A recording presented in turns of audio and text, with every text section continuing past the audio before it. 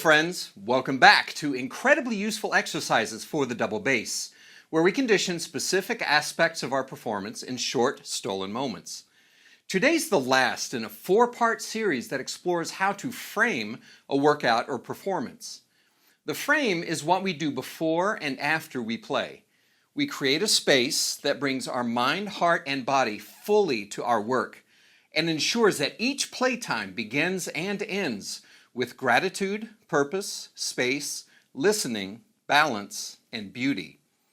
The frame has 4 parts: affirmations, silence, centering, and tonalization. Today we explore tonalization, the exercise of using the properties of a naturally vibrating string to create the most beautiful and resonant bowed tone possible. Tone is the parent of all musical elements. We can have the best technique, rhythm, the loudest volume, but if we don't have a beautiful tone, none of the other stuff matters one bit. And that makes tonalization the most important daily exercise to put on our instrument. So we prioritize it in every practice session. I want to thank Joey Nager for his generous support of this series. Joey has been my go-to luthier for over 5 years. He sculpted my fingerboards buzz-free on both my 1850 English orchestra bass and my solo bass, making them so easy to play, and his tone work on my basses keeps them sounding full, free, and beautiful. Many professional working bassists throughout Texas rely on Joey for fixing and maintaining their treasured instruments. The Joey Nager prize-winning basses are also wonderful instruments.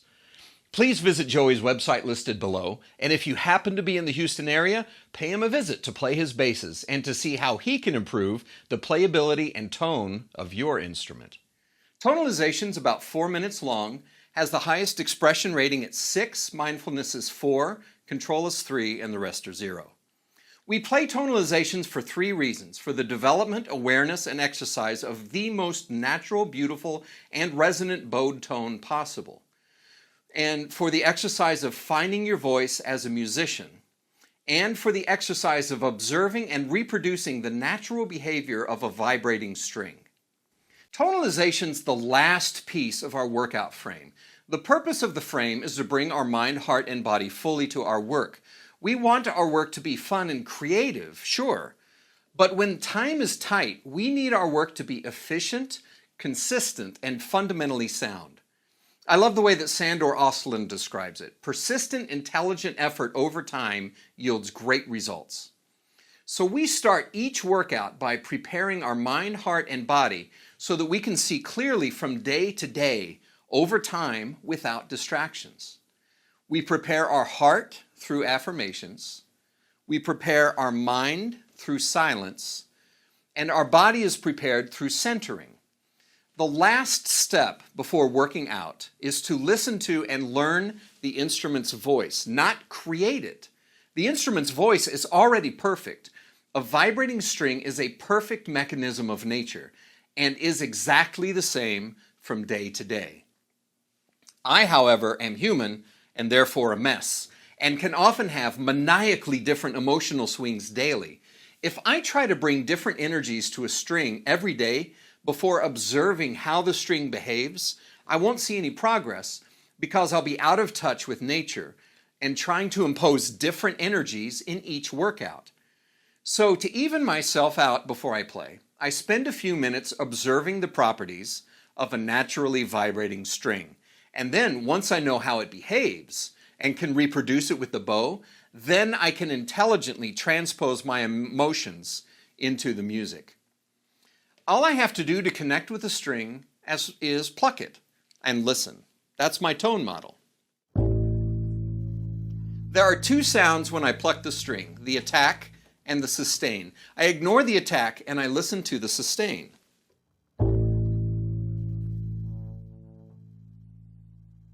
That's the voice of the bass. It'll have a different color when I put the bow on it, but the essence is the same.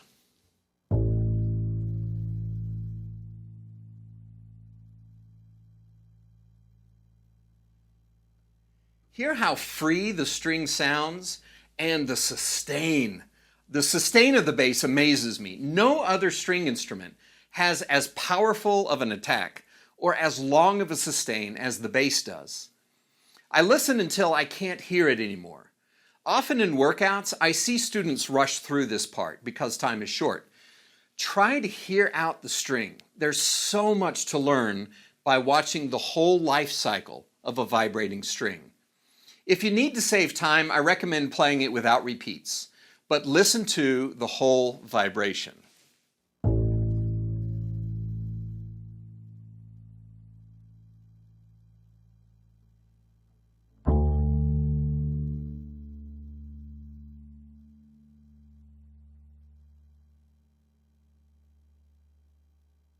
I like going from A to D because it sounds like a 5-1 cadence in D major. Also, I love the way these strings sound on my bass. So after I've listened to 8 notes pizzicato, I can recognize the voice of the bass. Now it's time to start reproducing that voice with the bow. Again, I ignore the attack and I try to get the bowed sound to have the same voice as the plucked sustain. I start by plucking, then bowing it compared to with the pluck.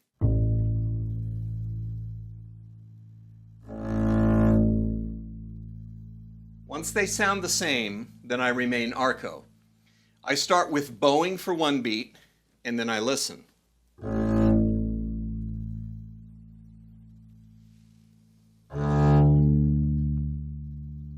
And then 2 beats, keeping the same quality of sound.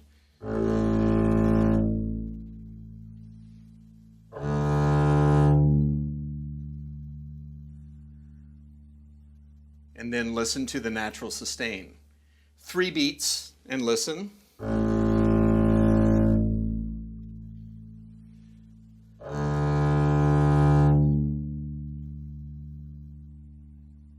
And then finally, whole notes, enjoying the voice of the bass.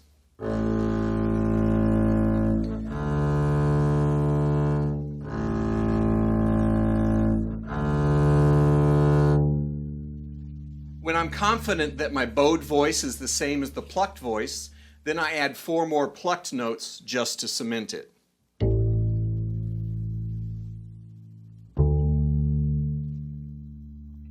And after this, I'm ready to really work on my technique, confident that my mind, heart, body are in my work, and that my concept of tone, the most important musical element in our vocabulary, is aligned with nature. If it's natural, then it's beautiful. Keep in mind that this doesn't ensure that your tone will be perfect throughout the workout, but this is why we come back to the workout in our next workout. It takes time, lots of time, but this system instills it in our ears and body quicker. Before we start, I want to show you what a vibrating string looks like in slow motion. Scientifically speaking, it's a simple transverse wave. I create a bend in the string, and when I release it, the wave travels up to the nut, then snaps back and travels to the bridge, continuing around until the energy runs out. This is true for any plucked string on any instrument. Here, a violin bow is simply adding enough energy to sustain the wave. Look closely at the point where the bow contacts the string. See how the bow pulls the string, and when the wave returns to the bow, the string skips to the new point in the bow. The point is for the bow speed to match the speed of the string at the chosen sounding point. Here's a very cool bass example of the catch and slip rhythm of the bow from underneath, played by Theo Chan of the Toronto Symphony. So here's how we do our tonalizations. First, pluck the string and set it into motion. Notice how there are 2 parts to the sound, the percussive attack and the resonant sustain as the string behaves naturally. Observe the string. Watch and listen to how long it sustains. Notice as many properties of it as you can. When you're resting, take the bow off the string and watch and listen to the string's behavior. The beautiful bowed note should have the same quality, freedom, and resonance as the natural pizzicato tone. Before I play, I plan my recovery strategy because once I start, I don't let any mistake or fatigue stop me, just like in live performance.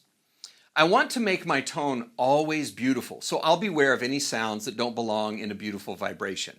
If I hear scratches, slips, crunches, or other trash sounds, I won't worry or kick myself, but I do work to keep those sounds out of my tone.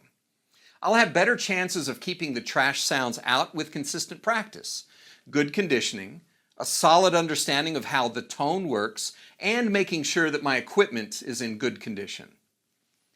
So definitely no metronome for this. And remember not to touch the strings with your left hand. Let all of the strings ring freely.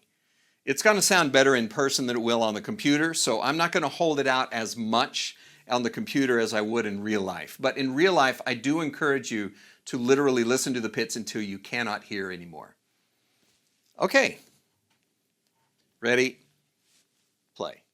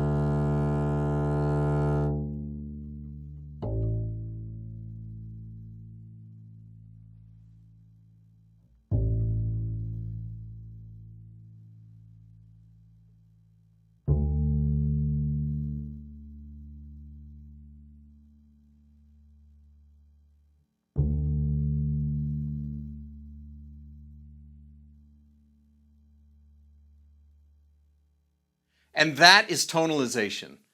Over time, you'll become more sensitive to how a beautiful tone feels in the right fingers. And you'll be able to feel when you're producing a bad tone, which is when the string and the bow aren't moving in sync. Tonalization's not just for us bassists. It's for all musicians at every age. At the opera, I've gotten a ton of ideas and inspiration by listening to singers tonalize before shows. They take their time to find exactly how their voice wants to resonate. And then once they find it, then they add volume and power by gradually amplifying the sound without changing the color. This, combined with my experience of seeing great students develop powerful, beautiful sounds over time, led me to start using the phrase, beauty before power. Some players, especially young ones, want to play powerfully before they have a beautiful tone concept, and it's a losing battle. First, connect with the property of a naturally vibrating string, then start manipulating it like a wizard manipulates the laws of nature. We create louder volume or amplitude by making the natural wave vibrate wider. We create brightness or darkness by putting the bow near the bridge or the fingerboard.